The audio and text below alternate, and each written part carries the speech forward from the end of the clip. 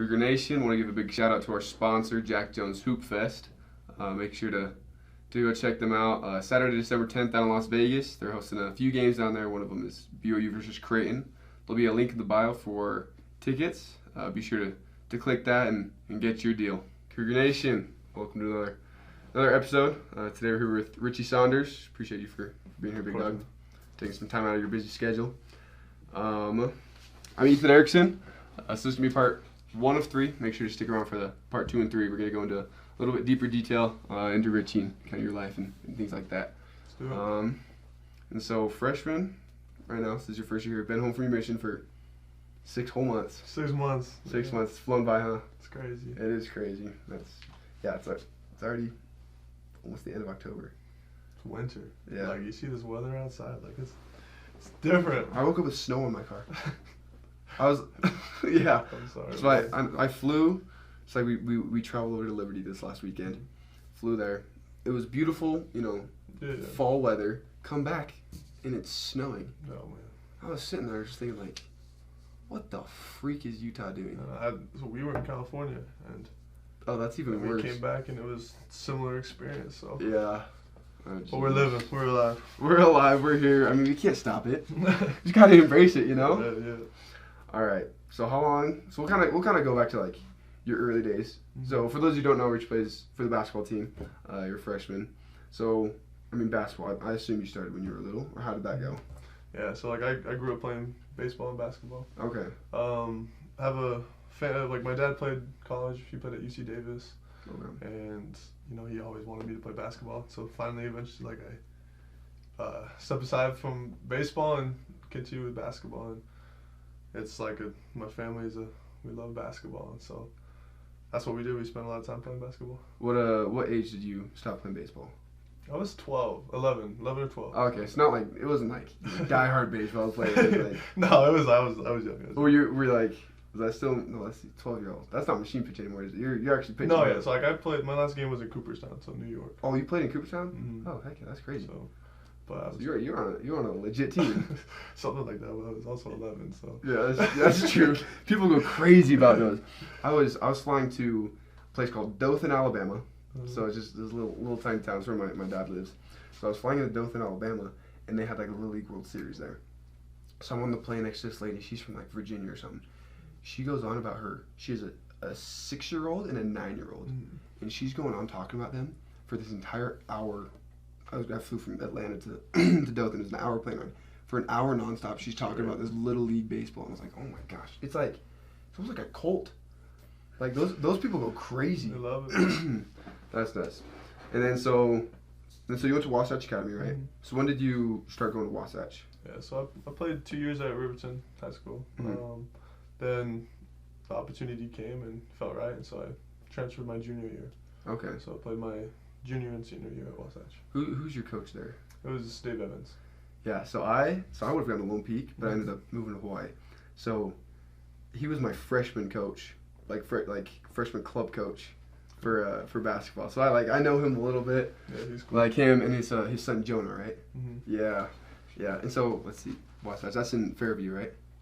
Close, Mount Pleasant. Okay, so Mount Pleasant. So Same my family has a cabin over in Mount Pleasant, Cool. so I'm like kind of familiar with that. That's awesome. So you lived in Mount Pleasant, like.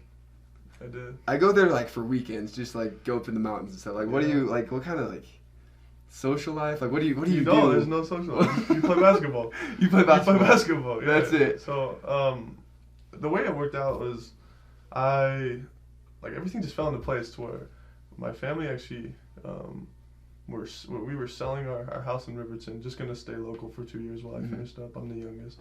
Gotcha. But somehow it worked out to where we ended up renting a house, and so it was me, my parents. So me, my parents, and the Foos. Yeah. Area. Like, so we lived there for 2 years, and all you do is play basketball. That's crazy. But a lot of good people up there, but it's a different world. But I love my experience there. You got like that Cavaliers pizza and next to that Subway, and that's all you got. Just a little bit of this stuff. Yeah. You got that Mexican restaurant that looks like it You used to know be. it. You know the place. Oh yeah, I know that place for sure. That's all of it right there. Then go to TC's every now and then up in Fairview. I go down. I go down there every now and then. I used to. I mean, yeah, my family's got that cabin, but I used to spend like every weekend there in like summer 2020. I would go down every. I love it down there. It's just, I mean, it's just a nice little town. It's kind of quiet. Like, Totally. yeah.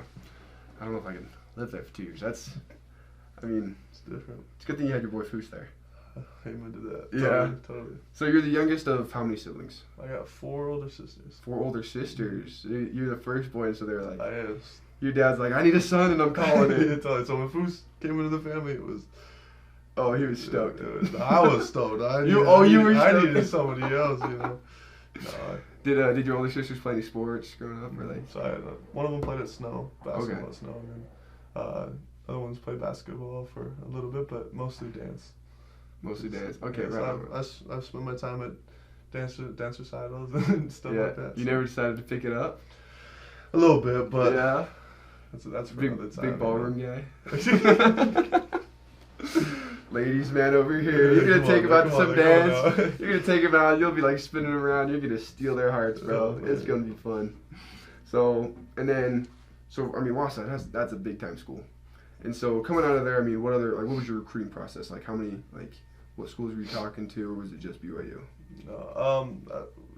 Playing at Wasatch opened up a lot of opportunities. Mhm. But like when it came down to it, like I felt like I could see myself at 3 schools, which was here, BYU, Mm-hmm. Creighton, or Utah State. And it was hard, but like, it was a tough decision. But once I made it, like it just felt right. And Yeah. like seeing, honestly, like growing up around here, like I knew what the fans were like. Yeah. I knew like how like people like literally they breathe it, like they breathe like Cougar basketball, and so like that's like one of the biggest things that went into my decision.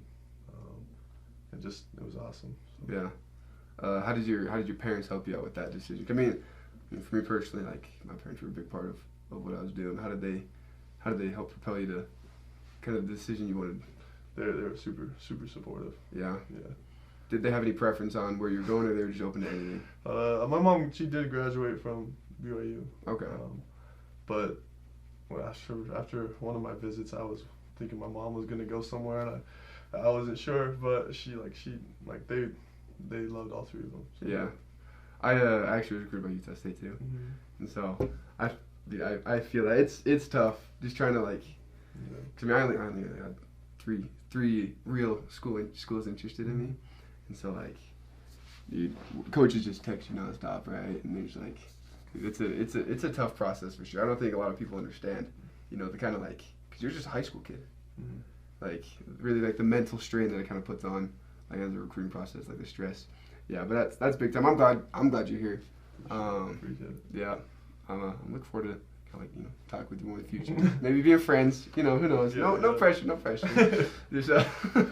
So you and Fu. So how did you guys meet at Wasatch Academy? How did you guys kind of link up? Yeah.